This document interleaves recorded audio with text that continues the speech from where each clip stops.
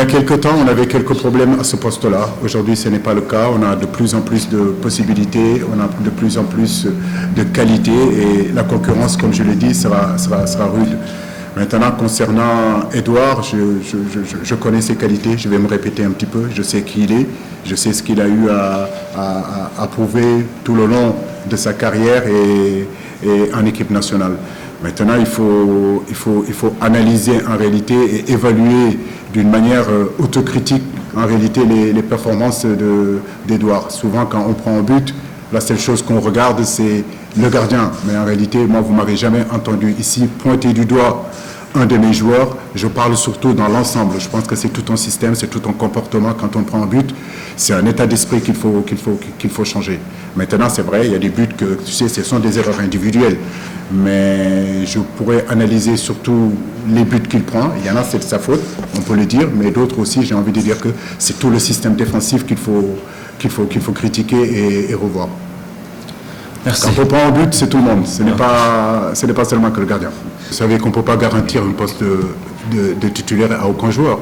Moi, je n'ai jamais garanti un poste de titulaire à un joueur qui arrive dans la sélection ou bien un joueur que je vais aller chercher. Le discours, il est clair. Il va retrouver d'autres grands joueurs, d'autres très bons joueurs. C'est à lui de travailler et de mériter sa place. Donc, je n'ai pas promis, je ne promets pas de poste de titulaire à qui que ce soit.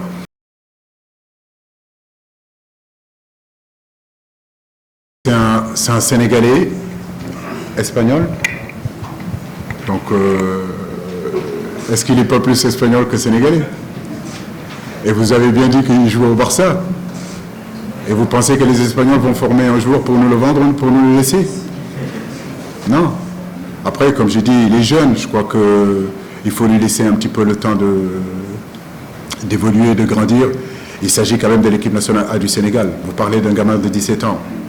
Donc, laissons-lui le temps. Je pense qu'on a nos U17 qui sont en train de se préparer. On a nos U20 aussi qui sont en train de se préparer. Il est important de laisser le temps de ces garçons-là. Là, il s'agit de l'équipe A du Sénégal. Et avant lui, malgré toutes les qualités qu'il a, je le vois, il y a quand même d'autres joueurs qui passent avant lui.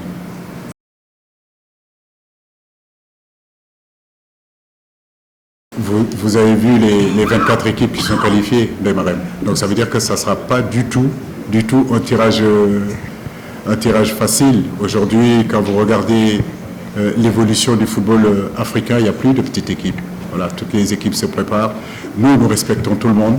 Nous savons que sortir des poules, ce n'est pas évident. Mais en réalité, notre ambition, c'est d'abord sortir de ces poules-là. Donc c'est vrai que les tirages, nous sommes tous un petit peu sous pression. Mais ce qui est sûr, c'est qu'on aura un gros d'Afrique. Ça, c'est clair. Et puis, derrière, on aura des équipes aussi que, tu sais, ils sont capables de défendre leur buff-tête sur un match, sur 2 matchs. Donc, comme je le dis, depuis 2017, on est là à la CAN. On sait que tous les matchs seront compliqués, tous les matchs seront difficiles. Le contexte en Afrique est compliqué et difficile. Mais je le dis, je le répète aussi, on a le vécu, on a l'expérience, on en est pratiquement à notre 5e, 6e compétition. Aujourd'hui, nous allons dans cette CAN-là en étant les tenants du titre. J'ai envie de dire que nous l'avons. Avant, quand on y allait, on ne l'avait pas. Aujourd'hui, nous l'avons. Maintenant, pour venir nous la chercher, il faut que les gens soient forts pour venir la chercher. En tout cas, on est prêt pour conserver notre titre.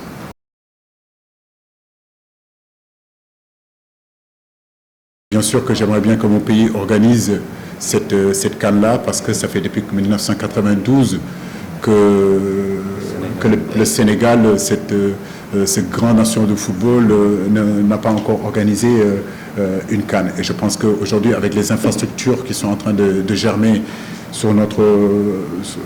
dans notre pays, on est en droit, le public, vous les journalistes, les supporters de l'équipe nationale du Sénégal, de rêver que un jour, le Sénégal arbitrera la CAN. Ça serait vraiment une grosse satisfaction pour nous.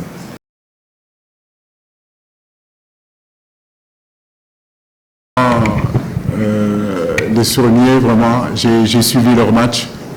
Félicitations à eux et bonne continuation. Moi, j'ai pu les rencontrer, mais on peut seulement qu'être satisfait.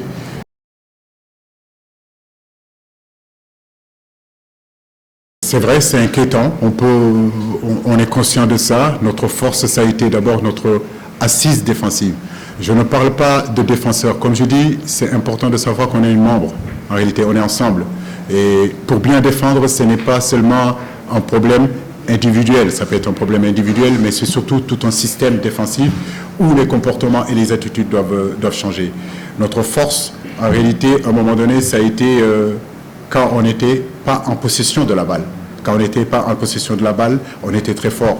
On était très costaud, on était capable d'agresser, on était capable d'être hermétique. Il faut tout simplement qu'on y revienne. On l'a déjà fait. Maintenant, c'est vrai que de ces buts qu'on reçoit, souvent aussi, on marque beaucoup de buts ces derniers temps-là aussi. C'est vrai que c'est un chantier et on va conscientiser encore davantage nos joueurs dans ce domaine-là, à éviter, si vous voulez, de prendre ces buts. Mais tous les buts qu'on prend, en réalité, c'est des buts qu'on peut éviter. Mais dans le football, s'il n'y a pas d'erreur individuelle, il n'y a pas de but.